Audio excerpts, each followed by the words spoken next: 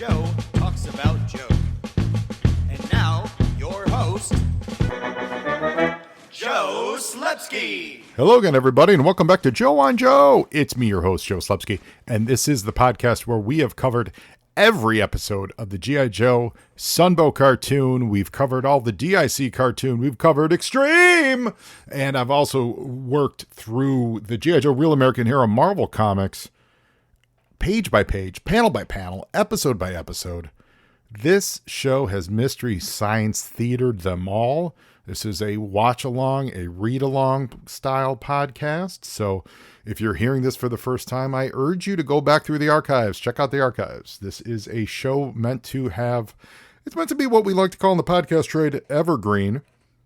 So, I'm not going to have the latest in breaking news, but I am going to have opinions on 40-year-old cartoons. So please welcome aboard all you new listeners and say hello to all you returning listeners. And get excited because today we're talking about the G.I. Joe magazine from the fall of 1987, back to a Joe on Joe Illustrated episode. And before we dig in, I want to start off with a little bit of business from last week. I want to thank everyone who shared hashtag #GetDan2AFF on social media, who checked out Dan Beals's socials pages on Twitter and Instagram. That's at Beelzebub. If you heard last week, it was a rerun of our friend Dan's episode that he did in probably 2018. And it was a DIC episode. It was written by new friend of the show, Michael Charles Hill. And we shared the rerun because Dan is a filmmaker. He's a writer, director, etc., so on and so forth. And he was invited to be a judge at this year's 2024's Austin Film Festival. And in order to do that, he's got to raise some funds. So he decided to sell his entire personal private comic book collection. So the Joe and Joe podcast stepped up and said, we're going to help you out. And as of this recording, we still have about 5 or 6 days left in all the auctions. But over there on eBay, at my Joe on Joe comic book eBay store, it's called JOJ Comics and More. There's links to it in our Instagram profile. There on eBay, we've got, I've spent the last week getting over 300 listings up. So in 1 week, that's a lot. It's me sitting, that is me sitting in my living room, but we're doing it because the proceeds from these sales are going to pay for Dan's dreams. Dan is really talented and we want to raise a lot of money. So that means the more books, the more eyeballs that we get on these books, the more people bidding, the more of you good listeners that go, hey, I really want a copy of the first volume of the Authority hardcover select collection, first print. I really want, what did we sell today? We sold a complete run of the Christopher Priest Black Panther books. We sold a complete set of Paper Girls hardcovers, complete sets of, I know Black Science is up there. There's, Dan was a big Valiant Comics fan. So I saved all those for last. Those are in the last couple of days. I believe they're going to be ending on Saturday and Sunday of next week, or this coming weekend, the weekend of about 21st, 22nd. But Dan was a huge Valiant Comics fan. So if you like this new era of Valiant, there's a ton of those deluxe hardcovers that are going up there. We had full runs of the Grant Morrison JLA moved. We've got full runs of Thor, the Jason Aaron Thor, a lot of new stuff, a lot of stuff in the last 20 years in really well-kept trades and all that stuff. So I don't mean this as a shill. We're doing this because we're helping a friend, realize his dreams. So we want to bid those up. So I know a lot of you listeners out there, you collect comic books, you love comic books. So please go check that out. And the reason I want you to share that on social, the hashtag #GetDan2AFF. One, we want you to follow him because he's a guy you want to follow. And two, that is at Beelzebub, BEALSEBUB. Two is from the people who do share that social. I will be choosing a random winner to get a copy of the 3D Joe's Digipack. I happen to have 2 of them in my possession because I don't pay close attention when I buy things online. And I have 2 of them. And I only need 1. And it's great. If you're not familiar with that, that's the G.I. Joe 4 Blu-ray set that Carson Metaxas from 3D Joe's put together that has all of the interviews, the long form interviews that he did with the original creators of the G.I. Joe line.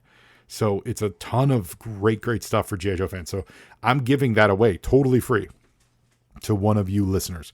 So go online, share that. If you're not online, I get it, and you still want to participate, I don't want to leave you out in the cold. So you can send me an email to joeandjoepod@gmail.com, and I will absolutely put you in the hat when we randomly pull a winner in a couple weeks. Probably this time next week, I should have a winner for that. So pay attention and participate and help hashtag get Dan to AFF, because he's a super talent and he's a good friend of the show. So we want to help support his dreams. I know you all know what that's all about. Supporting dreams. Speaking of supporting dreams, man, that HasLab, we got the Baroness, baby. It popped, of course. I don't think there was ever really any doubt that was going to go through. That was all very exciting. We also had this week was Shirley's very excited about that. The Hasbro, what do they call it? Their fall celebration thing. I forget what they called it, but I watched the G.I. Joe previews for that. That was very exciting. They had the pre-orders up for, was it Leatherneck? And he was so great. That's the only one I can remember right now. Oh, there was Saw Viper was involved, and I forget who else, but that was great. So if everyone missed that, the pre-orders, I'm sure some of them may still be open. There's probably, I think there's a few that are sold out. But make sure you go to Pulse and check that out. It was a fun reveal. They did a nice job showcasing the upcoming lines, the figures from the upcoming line. And the tease was something about the Mass Effect or Mass Device. So it sounds like they're doing some Mass Device related classified scale, something or other. So that's really cool. We all love the Mass Device. I can't wait to see that. Yeah. So I also can't wait to see you all online. You can find me at Joe on Joe Pod. It's Facebook, Twitter, and Instagram. Send me an email, like I said, to joeandjoepod@gmail.com. If you're listening in a podcatcher and there happens to be a review button there, please give me 5 stars. Give me 4 stars are okay. If you're going to go low, don't do 2 or 3. I would say just do 1. Like, just go for it. Like, why not? If you're going to get that picky, go for it. And, but yeah, leave a rate and review. It really helps. It shows the various podcatchers of the world that you're listening and that you care about the show. And then they say, hey, people are listening. They care about the show, and they show it. And we elevate the presence of G.I. Joe even more than it already is.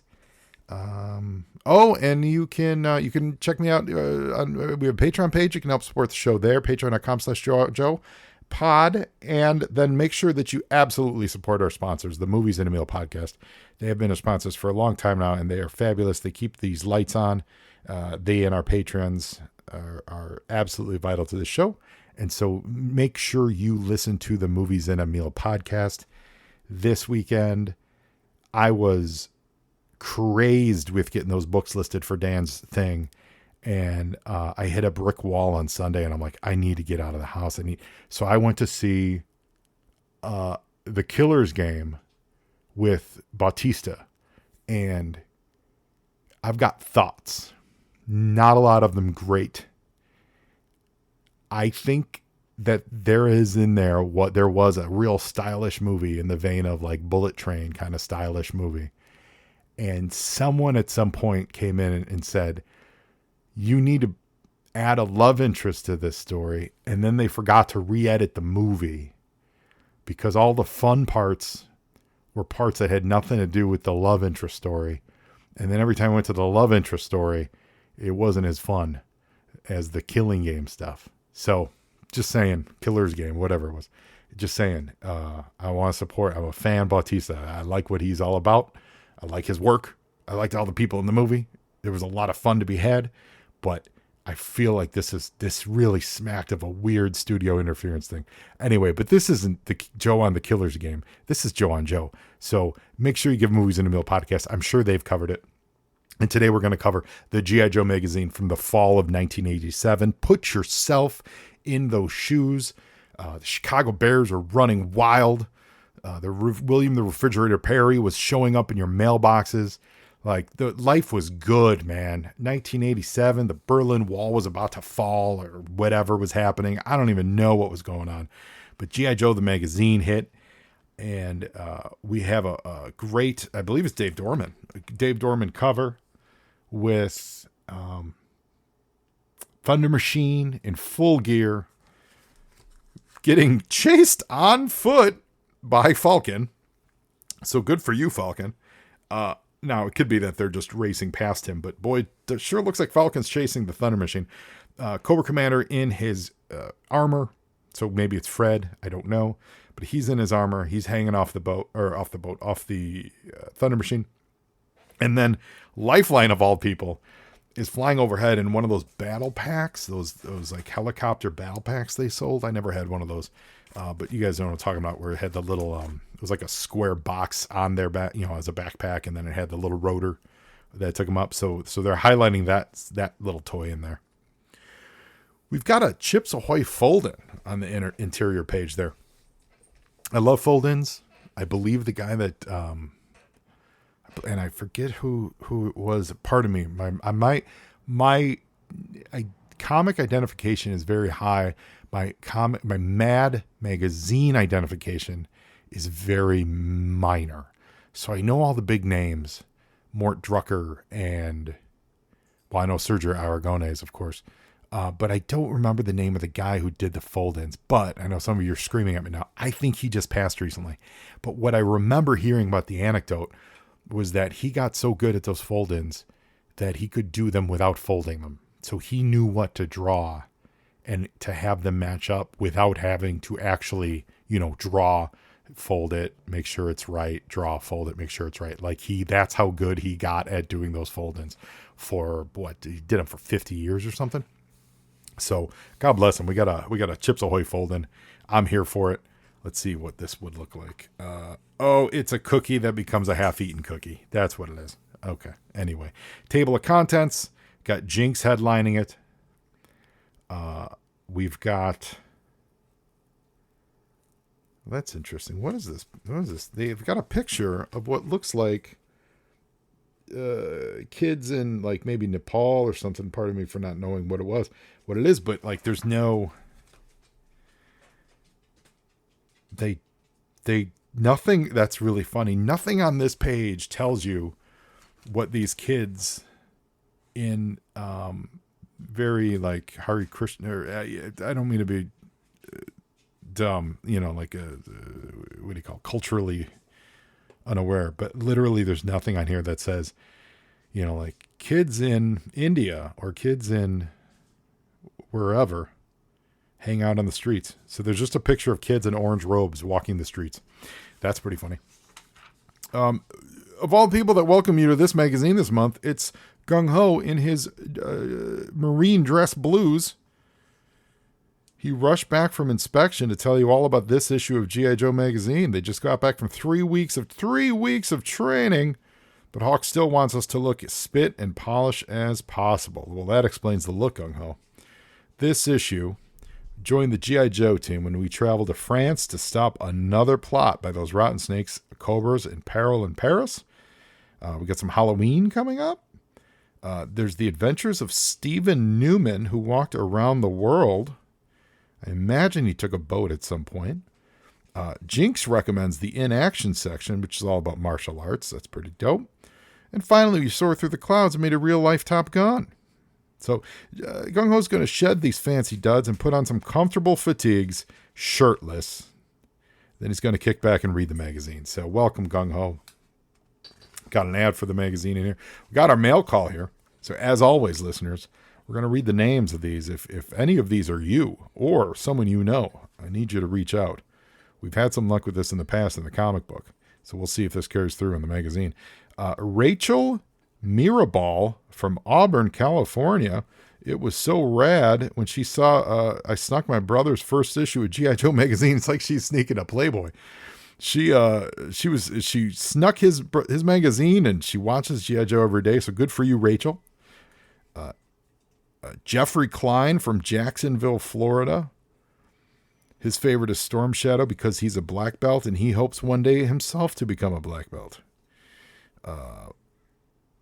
Michael Miley from LA. He's 7 years old in 87. So 80's 44. So what is he, 44 right now? So 44-year-old Michael Miley, if you're out there still in Los Angeles, he's very excited to read about Joe Namath. G.I. Joe Magazine. Jamison Foster from Milwaukee, Wisconsin. He enjoyed the story about the Golden Gate Bridge. Ryan Magnon from Riverside, California. He really cares about the real life stories in your magazine. And Ryan is throwing out there, just ladies and gentlemen, he's saying he probably thinks he's the magazine's biggest fan. So if you want to throw down and challenge Ryan, you can find him in Riverside, California. Jimmy O'Connor out of Trenton, New Jersey. His favorite character is Falcon because Jimmy wants to be a Green Beret. Did Jimmy grow up to be a Green Beret? Tune in next time. Jason Lawrence out of Ferrisburg, Vermont. He likes collecting the magazine. The articles are super, and the games are neat. This guy wins the day because he says all the Joe guys are so cool, especially the fridge. I agree with you, Jason Lawrence. And we've got drawings here from Tino Valadez out of Cicero, Illinois. Represent Illinois. Represent Cicero. Home of Al Capone. Jason Gulick out of Rome, New York. He sends a pretty good, I gotta say, Croc Master with his crocodile, James, that's pretty good. And then Robbie Fogel gave us a Psyche Out. And when you think about it, that's a high degree of difficulty. There is a lot going on with that Psyche Out costume. And Robbie Fogel, I think, did a great job out of Naples, Florida. Good job, Robbie. All of these guys currently are balding men with pensions and high blood pressure. So the next page, we've got Pogo Ball, the hottest craze in America, but it's not called ball with two L's. It's there. I'm sure it's got to be for a copyright reason. They just call it BAL. So like ball, I'm sure it's pronounced bald, but like ball, like Pogo Ball. It's got to be for copyright. They're comparing themselves to the hula hoop. I do remember this thing though. It was a circle, looked like a planet with a ring around it, and you would stand on the ring and you would conceivably jump up and down like a pogo stick, but it's a pogo ball. I do remember those. I don't think they were successful. Next, we've got a commercial for Outward Bound, or an advertisement rather, for Outward Bound. This is for all you miscreants and troublemakers trying to avoid juvenile hall. You can go to Outward Bound. So next is the On Target section. We got a bunch of friends with funny animal noses on their face. And really kind of a dumb reason why. It just basically says, on Halloween, here's a quick costume. Get an animal nose and put it on your face. And you got an elephant nose. You got a kid who maybe is a dog or something. There's a parrot. And then there's a kid who doesn't have a nose. He literally has the front quarter, face, and claws of a lobster on his nose. And I'm throwing this out there. This kid's also a redhead. So it looks like the redhead becomes a grown lobster out of his face. That's pretty great. Quite disturbing. Because the other kids, frankly, they look like, if I were an elephant with a nose. This is if I were a half lobster man in blue jeans, this is what I would look like. We've got a guide to the fall's finest films. Oh, Teen Wolf 2, that's coming up. Jason Bateman of TV's Valerie, of course. Ruskies is the story of three kids who adopt a Russian sailor stranded in America. I don't remember that name. Whip Hubley. Oh, maybe I do. Leaf Phoenix, who's obviously Joaquin Phoenix from the Joker 2 and all that stuff. Leaf Phoenix is one of the kids. I think I do remember Ruskies now. Very vaguely. This is when he was going by Leaf. And here we go. Father-son body switch movie. They switch brains but not bodies, and like father, like son. Well, what's the point? Of course, that's literally a body. That doesn't make any. Here, let me read this. Through a very weird accident, a dad and his kid switch brains, but not bodies. In like father, like son. That's it. That's what body swap movies are. You swap the body. Your brain, your mind, your spirit goes into your other person's body. So yeah, they do a body swap. Who wrote this? JB, how dare you? Next page, on target. Fall means football. And they are highlighting the Super Bowl MVP Phil Simms, handing off to All-Pro Joe Morris. Okay, so we're getting behind the Giants this year. I don't think they won that year. I don't know. But that was Giants that year. That would have been with what's his name? The big cokehead middle linebacker who set the sack record forever. He was a mean dude. Oh, Lawrence Taylor, LT. That's right. We've also got an ad here for High Tops, and this is for Converse All-Star. And I'm sorry, it's not an ad; it's an article rather. But it's about your dad and your grandfather wore these Converse All-Stars. They only came in white and black, but now there's multicolored versions of them. So there's orange, there's blue, there's pink.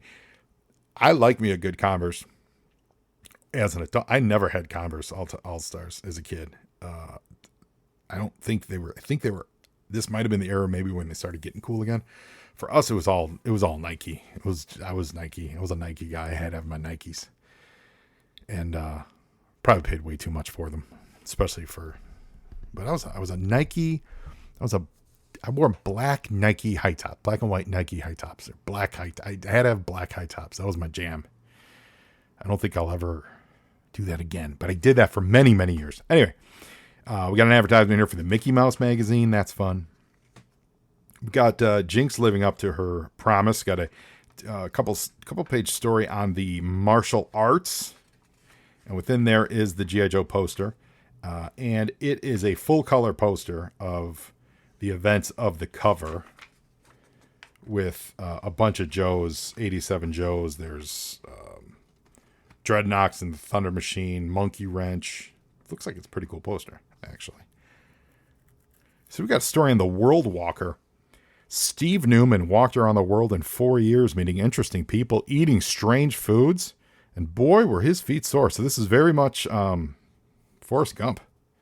So I wonder if Robert Zemeckis read this, or the guy who wrote Forrest Gump read this article. Maybe this Steve Newman is somehow, but this is where the photo comes from the front that we were confused about. And it was, they were young Buddhist monks in Thailand. And the word Buddhist was what was escaping me. It was absolutely in my brain. I was thinking like the Dalai Lama, and I couldn't think the word Buddhist. So it's a picture of these Buddhist monks in Thailand that he must have walked through. There's a cactus in the Sahara. He's a working farm in Morocco. So yeah, this guy walked all over the country, world rather. Peril in Paris. This is our story we're going to revisit in a sec. We got an advertisement for the Disney Channel. Kids Incorporated, KIDS. Good Morning Mickey. Walt Disney's Sleeping Beauty. So that's just representing that they occasionally show movies. Mousercise. I totally remember Mousercise. We were big. Our house, rest in peace, man. Our house was big. Oldies just passed away. Richard Simmons. My mom was a big Richard Simmons fan, and so we were that. And then so when they did Mousercise, we were all up in Mousercise. Dumbo Circus. I remember watching Dumbo Circus and Welcome to Pooh Corner. I kind of hated Welcome to Pooh Corner. Just throwing that out there. So here we go. A big article on Halloween. Discussions of Michael Jackson's Thriller. And it's a history of various Halloween stories, like horror, like bad things that happen on Halloween. People that thought they saw ghosts. Of course, Nancy and Ronald Reagan, they've reported seeing strange shapes in the Lincoln bedroom. Those weren't strange shapes. It was a young Bill Clinton. Other famous people, including Winston Churchill, Eleanor Roosevelt, they claim to have seen something weird in the room. Former President Abe Lincoln just hangs around to make sure future presidents do things right. Abe, where have you been? Dreadful Dolly. Sometimes weird things happen. Oh, this is about Yeah, possessed dolls and stuff. When the children's dolls began to move, they knew their house was haunted. The dolls would change their faces, spin their heads, and sometimes jump off their shelves. A team of Ghostbusters, quote unquote Ghostbusters, was called and chased the mysterious spirits away, but no one ever knew who the spirits were. I think this story is talking literally about the Amityville story from the 70s. That's actually who I think they're referencing in this.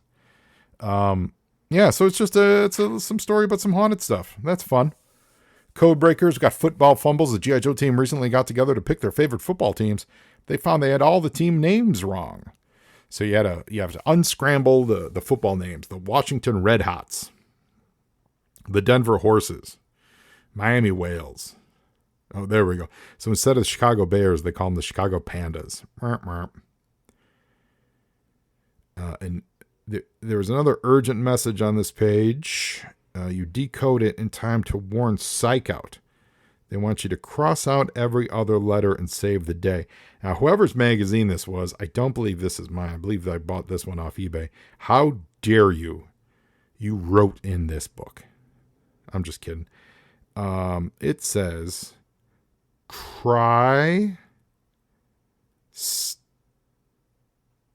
Crystal Ball in disguise will offer military secrets in exchange for arms. Refuse him. Oh, I like that. I like that a lot. So basically, whether it's Crystal Ball or not, it took Psyche Out. Psyche Out had to tell the G.I. Joe team to not exchange arms for hostages, to not do the Iran-Contra scandal. It took them a secret code to tell them that whether or not it was Crystal Ball, don't be exchanging arms for hostages. We got a Cobra search. Whoever's this was did this as well. I mean, this might have been me. I don't think this was me, though. Crocmaster, Big Boa. So it's all the 87 stuff, and it makes sense. We do get a subscription here today to the He-Man and the Masters of the Universe magazine. That's very exciting. Man, the Motu fandom is tremendous, man. I'm always impressed at how deep those guys go, and the level of detail that you get with the Motu figures coming out of Mattel and all that stuff. Every time I poke my head over there, it's just cool. It's just cool lore building stuff. I hope they feel similarly about G.I. Joe stuff too, because I think we do great stuff. We see great stuff coming out of the G.I. Joe world too. But man, I admire just the dedication, especially like G.I. Joe as a product. You know, it's had some ups and downs over the years, I think, you know, but at least we've had a couple major like Masters. I know we had the cartoons, but they didn't really go crazy. But there's just this there's this passion for Masters that I really appreciate. And the last page, we got an adventure with a Top Gun. So it's Lieutenant Brent. Holy cow, look at that name. You can't be serious. That's a human name. It's pronounced Hearn, sir. It is spelled Hrncir. That's a real name? Hearn, that's wild. That is a surname in search of a vowel. But hey, good for him. He's 23 years old. His wife Pam's also an Air Force instructor pilot, and he teaches the pilots down at the Top Gun school. They teach them 3 categories: contact flying, when you fly using landmarks on the ground and navigate; instrument flying, when you learn how to take off, navigate, and land by looking only at the gauges in the cockpit; and formation flying, which teaches you to fly very closely to other planes. They ask him, what did you think of the flying sequences in Top Gun? He said the flying was very real. The tension in the cockpit between the pilots was very accurate. When 2 planes are dogfighting, you're constantly straining to stay conscious and alert. It gets very tense. Now, they ask him what was one of his most tense moments in the air. He says, once during a spin, a student misapplied the controls. I had to take over and straighten out the plane closer to the ground than usual. We were pulling 6 Gs. That is, if I understand that correctly, 6 times. Well, they explain it right here, which just means pulling away from the Earth's gravity and feeling 6 times my own weight. Pulling Gs causes a loss of hand movement and also blurs your vision. It was scary, but we made it. I like the confirmation. Like, oh, we made it. Like, yes, you're here telling the story. But anyway. And the most exciting thing about being the problem is sometimes you can't rely on a book answers. You got to respond with split-second timing. So it sounds like this guy lives by the seat of his pants. I appreciate it. We've got final page here. Well, two things at the end of this. This is the inside back cover. Live the Adventure assignment number 2, Operation Space Station. That's exciting. Free game inside specially marked packages of the G.I. Joe team needs your help once again. Your first assignment, the invasion of Cobra Island, was a complete success. However, forces are back. They've taken command of the World's Space Administration's Orion 1 space station. Identify Cobra... On your second G.I. Joe adventure, to obtain your free game, see specially marked packages for details. So this must have been from... So when they say specially marked packages, this must have been from tie-ins that were on the G.I. Joe toys at the time. That's what this is tying into, the Live the Adventure stuff. I'm not familiar with exactly what that is. I'm sure all of you are mocking me right now. But that's what this is. This ad actually does a really terrible job of explaining that. Like, especially marked packages, but then packages of what? Like, seriously, I mean that. Like, cereal, packages of whatever. But that's exciting, though.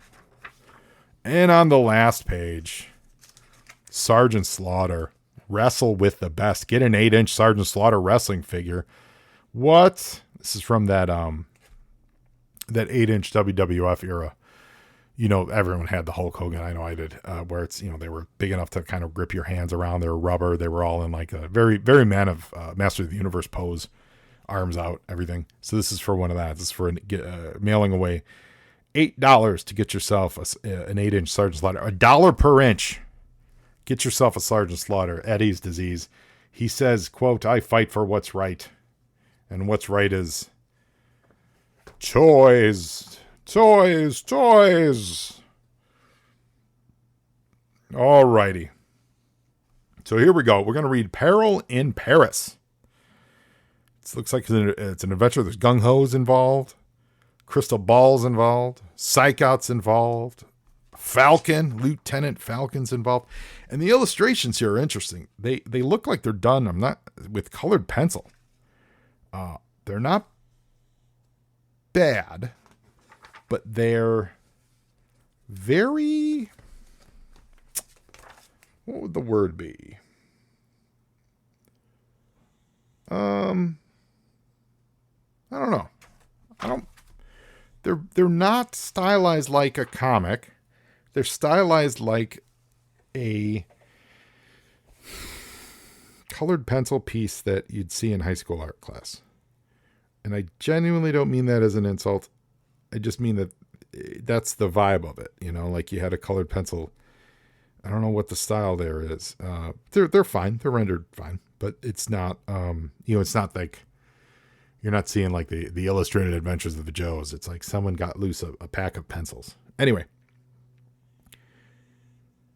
Hurry up and wait, Fast Draw said to Gung Ho. Oh, Fast Draw's involved too. The burly Marine laughed. The two of them had been standing watch for hours. An SST zips us halfway around the world to Paris, France, at the speed of sound, and then we stand here and stare at a warehouse and nothing happens? We're not here because of the warehouse, Gung Ho said. We're here because Cobra's inside. Just hours before, at dawn, Cobra agents had hijacked a busload of 14 American tourists and brought them to this warehouse outside of Paris. The Joe team was mobilized immediately to do what they do best. Rescue the hostages and make the snakes regret crawling out from under their rock. Lieutenant Falcon was in charge. I don't get it, Falcon said. Why kidnap the American tourists when there are 100 top world leaders here for the summit talks? It just doesn't make any sense. Psyche Out, the Joe's resident mentalist. He's not a mentalist. Crystal Ball was a mentalist. Psyche Out was like a psychologist. Said nothing. He and Jinx sat motionless behind the barricade of the vehicles, staring into each other's eyes. Psyche Out was practicing reading the ninja's mind while Jinx tried to clear her mind of all thoughts. There we go. We've crossed the Rubicon, everyone. The Stein family of R.L. Stein fame think that Psyche Out was a psychic. That is not right. And we need an editor to step in here and fix this. Suddenly, the door to the warehouse opened up. Heads up, Falcon called. Cobra is making the first move. But Cobra didn't come out of the warehouse. Instead, one by one, the American tourists came out and started walking quickly towards the Joes until all 14 were safe and accounted for. Well, am I dreaming, or did Cobra just release the hostages without a fight and without making any demands? Gung Ho asked. Oh, blows my mind, Psyche Out said with a shrug. Lieutenant Falcon ordered Psyche Out and Faster to search the warehouse and capture whatever Cobra agents were still in there. At the same time, Falcon, Gung Ho, and Jinx escorted the tourists to a safe house for debriefing. There, the shocked but happy Americans began hugging one another and talking all at once. One guy, in a Hoosiers t-shirt, spilled out the details of what had happened, described their Cobra captors. I wonder if they mean Hoosiers as in like actual Indiana Hoosiers, or if they mean the movie Hoosiers. And then, after 6 hours, they said we were free to go, the guy finished. His face was wet with sweat, but he was smiling. Excuse me, a young man said quietly. He wore a knit shirt and blue jeans and aviator sunglasses and had a camera around his neck. Well, my name is Peter Haskell, and I think you should know that some brainwashing might have gone down while we were hostages. Well, what makes you think so, Mr. Haskell? Asked Falcon. Well, the guy called Crystal Ball, he interrogated everyone one by one, Peter said. But not you, Jinx asked. We didn't have time before you arrived, explained the freckle-faced young man. I overheard him talking with his leader. He said a post-hypnotic suggestion had been planted to assassinate someone. Well, who? Falcon asked. But the young man shook his head. Well, which hostage got the message? Gung Ho asked. But the answer was another shake. I'm sorry I couldn't help more, Haskell said, and walked away. Why is it your outline? Well, why do you got to walk away on that? Well, just then, Falcon's radio buzzed. It was Psyche Out. Well, the warehouse looks clean, Lieutenant. Too clean, Psyche Out said. Well, keep looking, Falcon answered. From the hostages' descriptions, I'd say you're looking for Crystal Ball and Cobra Commander. Psyche Out answered with a snarl. Well, that just makes me all the more eager to find them. Well, Lieutenant Falcon said, turning back to the Joes, we can't detain these people any longer because we can't prove they were brainwashed. Well, we can't just let them go, Gung Ho said. Well, one of them has a timer for a brain, and he'll kill someone when it goes off. How about if we let them go, and we go with them, Jinx said with a sly smile. Good idea, Falcon said. You and Gung Ho joined the tour. What? Me? A tourist? Gung Ho practically shouted. Well, it's easy, Jinx said. Just talk too loud and ask what everything costs. With your mouth. You're halfway there. That's funny.